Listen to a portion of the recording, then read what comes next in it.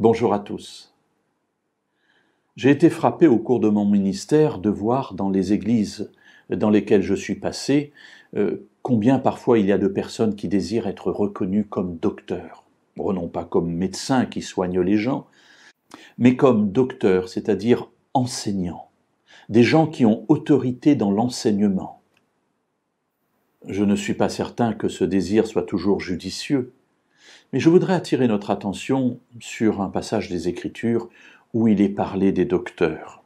Dans la lettre de Jacques, au chapitre 3 et au verset 1, Jacques écrit « Ne soyons pas nombreux à vouloir être docteurs, mes frères, car vous savez que nous subirons un jugement plus sévère. »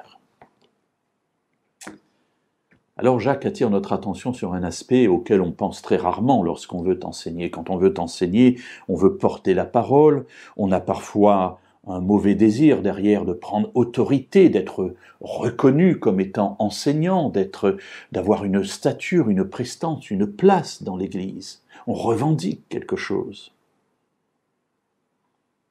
Être docteur dans l'Église, nous dit Jacques, c'est subir un jugement plus sévère. Bien sûr, il y a l'aspect de l'enseignement, de la beauté de ce que l'on transfère, de ce que l'on transmet. Et il est vrai qu'enseigner peut apporter énormément de joie et de plaisir, surtout quand on voit les gens être transformés par le message qui a été porté. Et on se dit, bien, j'ai été malgré tout une petite part de cette transformation.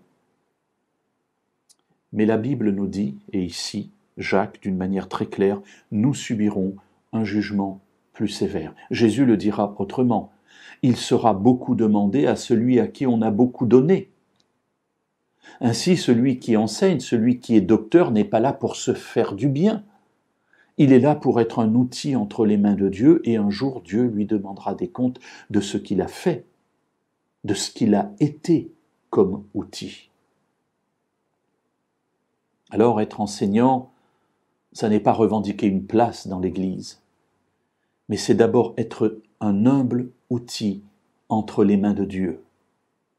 Alors seulement, lorsque Jésus reviendra, nous pourrons ne pas être en train de trembler devant le jugement à venir, car nous aurons été des serviteurs inutiles peut-être, mais en tout cas écoutants de la parole du Maître.